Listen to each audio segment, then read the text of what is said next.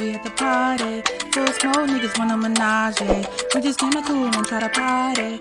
We don't ever wanna bother nobody. I'm Sade Fatima, also known as Stassi. A lot of people have known me in the past as Stassi when I did underground radio. And just in general, that was my nickname for a while. Anyways, the name's Sade.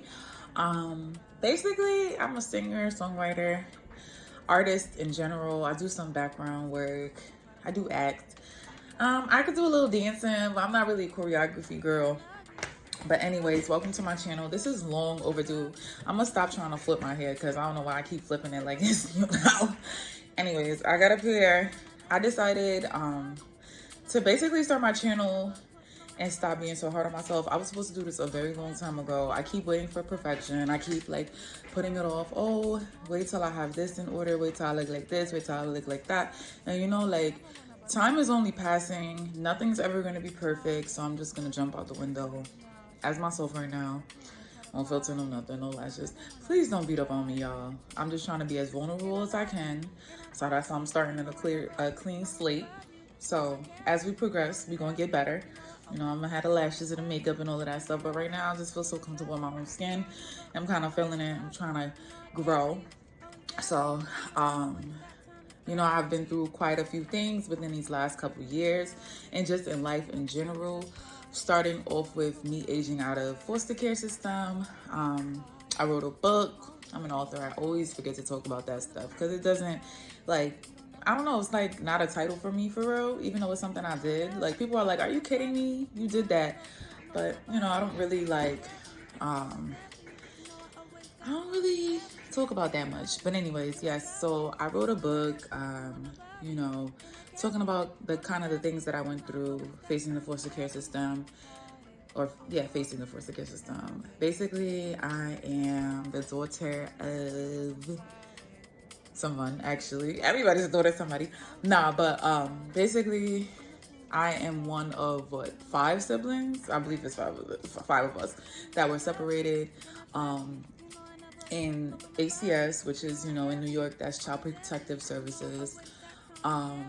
So my 2 sisters, which is my older sister and my younger sister, they actually ended up in foster care together. I ended up in a different home. My older brother ended up in another home. My other brother, we have no idea where he is. He ended up in another home. I didn't know where any of these people were, actually. I didn't even know I had this many siblings. I didn't know anything about them. But we all ended up in different homes throughout New York. And we just grew apart and grew separately. We didn't even know our mom. Our fathers, who knows. But anyways, the story for another day, which I'll probably get into at one point or another as I like just explore and just share, you know, kind of like, you know, me, whatever. So I say all of that to say, so I have wrote a book about my particular journey within the foster care system and the things that I endured and went through. Some things I'm just probably not going to speak on, but the book was more so like, at first it started off as just like a cleansing, like I just needed it. And then it suddenly turned into like, you know what, maybe I should share this with other children and other youth that go through the system and people that don't understand what it is that foster kids really go through and how sometimes we feel like we don't have any voice or you just feel like everything is fucking normal. Like, I didn't know for a very long time that the shit that I went through was not normal. Like, I felt so enraged about the things that I went through, like somebody like stole something from me, but I didn't realize like it really wasn't that normal. Like, it's just so crazy. It's so crazy to me that I didn't realize like not being able to go outside and play with other kids was kind of like not normal. Like, you know, anyways, I just want to move forward and move past that. And I actually have shout out to like, she's like not my birth mom. What did I come up with that? She's like my chosen mom in a sense, like, or one of my chosen moms, I shall say, because I feel like in different seasons in life, God gives you like parental kind of guides or figures that like help you in a sense in one way or another. But shout out to my group home mom or whatever, because she was actually the person that told me, like, listen, you're gonna have to reach out to this person. You're gonna have to tell them you forgive them, whether you, like, you know, because forgiveness is for you. And I swear, like, I kept like putting it off, like, I'm never speaking to that lady again.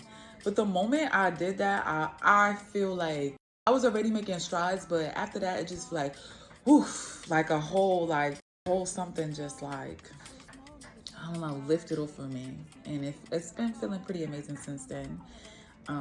I feel like I've been able to face myself, to sit with myself, to actually move forward, to speak up, to speak up, to speak up, to assert boundaries and stuff. Like, it was the worst. Like, I know I'm all over the place, but eventually I guess I'll get to a point where like people will ask me questions and I could be like more specific and tell general stories about like my experiences and maybe break down like certain behaviors and how they impacted me.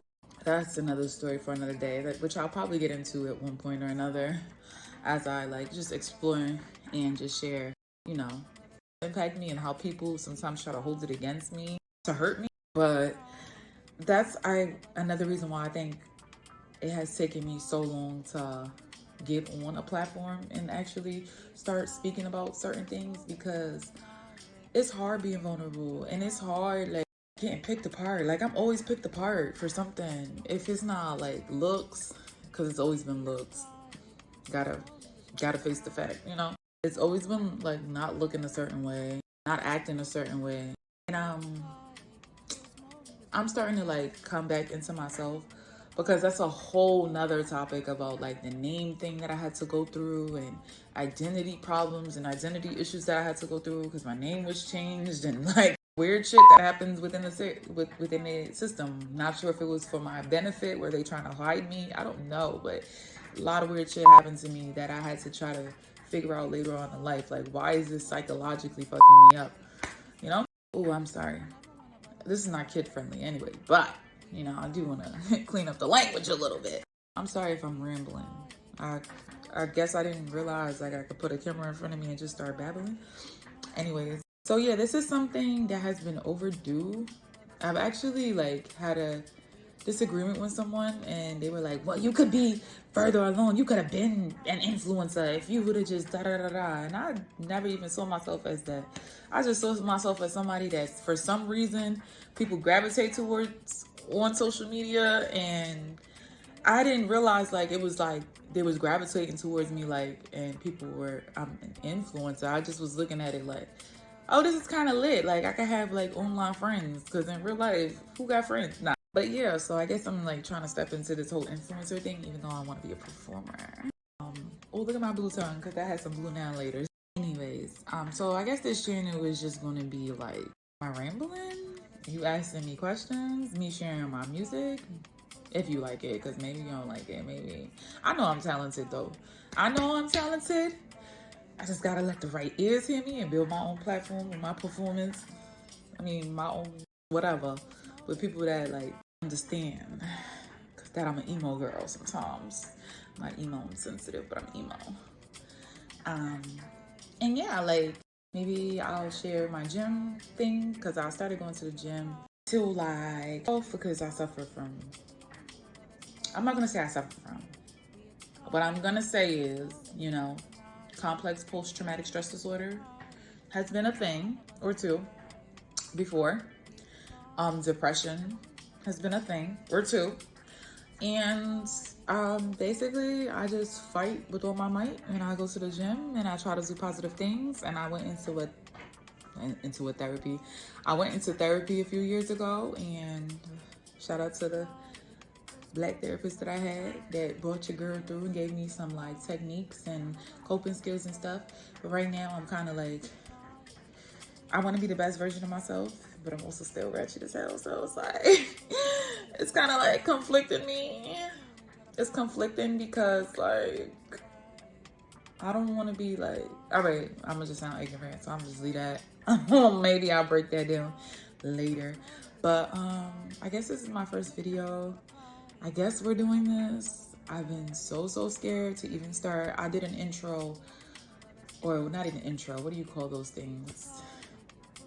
What do you call those things that you make for your YouTube? when you're advertising it. I forgot what it's called, but yeah, I made one of those like a few months ago, and then I've just been like leaving it. I haven't been doing anything, and then the thought comes every so often, like YouTube, and I'm like, do I want to be this vulnerable? Do I want to be this fucking vulnerable? I'm already vulnerable, right? But it's been a pleasure, and if you're here, you're here. If you're not, you're not. But I think I'm gonna start it. Help with my mental health.